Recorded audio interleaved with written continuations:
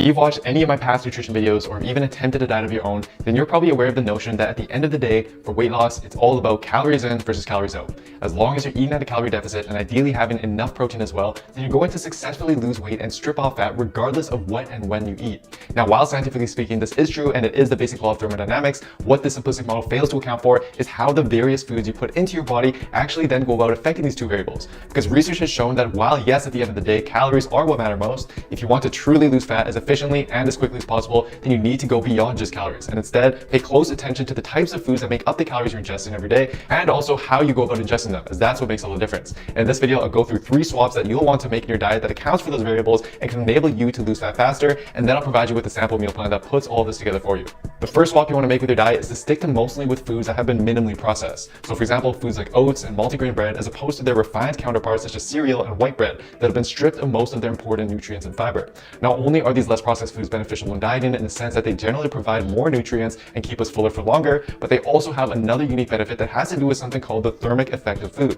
which is the amount of calories that our body burns to metabolize and actually use the foods that we ingest. And one of the unique fat loss benefits about unprocessed foods is that in most cases, our body burns significantly more calories when digesting unprocessed foods than it does when compared to their processed counterparts. For instance, one study compared the caloric burn required to digest and metabolize 2 minimally processed sandwiches consisting of whole grain bread and real cheddar cheese versus 2 highly processed sandwiches that instead consisted of white bread and processed cheese. Although both meals consisted of virtually the same amount of total calories and protein, the more processed sandwich had a 50% lower thermic effect, and as a result, the body burned significantly less calories digesting it than it did with the whole grain sandwiches. Similarly, a 6-week randomized controlled trial has subjects stick to a diet consisting of either less processed whole grain foods such as oats, brown rice, and whole grain bread versus a calorie and macronutrient equated diet consisting of more processed refined grains instead, such as cereal, white rice, and white bread. What they found is that the group that stuck with whole grain foods burned on average roughly 100 more calories per day just from digesting and metabolizing their food than the processed food group did. And to put this into perspective, given that the average person burns roughly 100 calories to jog a mile, you'd essentially be doing the equivalent of jogging an extra mile a day just by choosing to incorporate whole grain, less processed foods as opposed to more processed foods for most of your meals.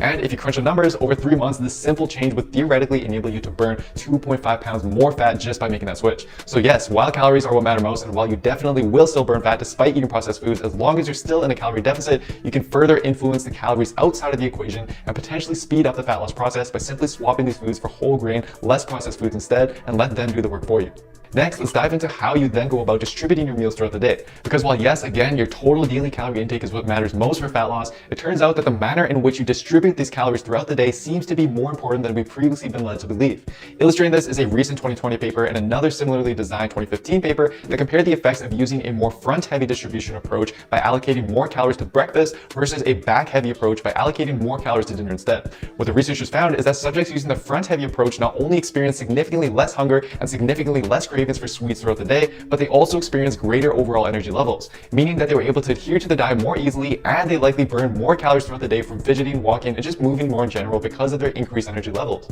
And in fact, this protocol was also repeated in a longitudinal weight loss study, which found that subjects using a front-heavy approach lost more weight, decreased their waist circumference to a greater degree, and reported greater hunger control over a period of 12 weeks when compared to a group that used a back-heavy approach by simply swapping the breakfast and dinner calories, indicating that there does seem to be some indirect fat loss benefits to allocating more calories to your meals early on in the day. And this is something that I personally noticed as well. I used to be someone who would save a lot of my calories for my evening meals because I knew that that's when my cravings would really hit. But when I instead experimented with shifting more and more calories to early on in the day and my breakfast, I found that not only did my energy levels throughout the day and my gym performance considerably improve, but I also just wasn't craving things as much at night because I just wasn't as hungry. Now, obviously, this does vary for the individual and may depend on when your workout takes place, but regardless, I would highly suggest, even if you're intermittent fasting, for example, to at least experiment with just shifting more and more of your calories to your first meals of the day, as this does seem to have some unique benefits in terms of enabling you to control your cravings, to burn more calories, and potentially create greater fat loss results in the long run as a result. Now, the last swap is something I've covered in my past videos, and it's to not only choose mostly unprocessed foods to include in your diet, but you want to also choose the ones that are highly satiating and proven to do the best job at suppressing your appetite,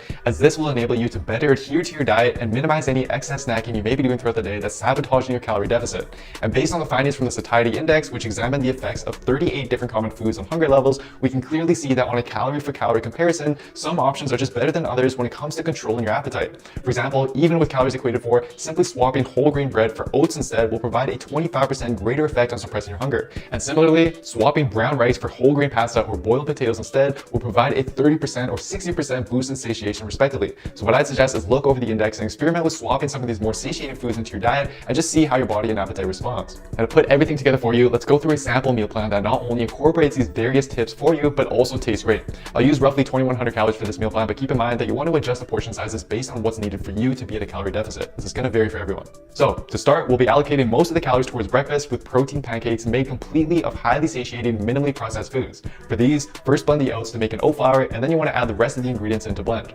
Then simply cook them over a pan and top them with peanut butter, sugar-free syrup, sauteed apples, or whatever you prefer.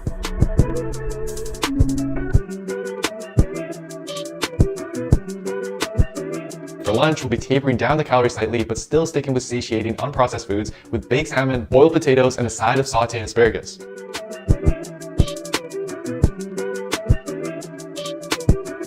Then, to keep you going until dinner, you can have an orange and can even plan in a protein shake as well, depending on when your workout is. And then for dinner, we'll continue tapering down the calories slightly with baked chicken breast and a side of veggies roasted in olive oil.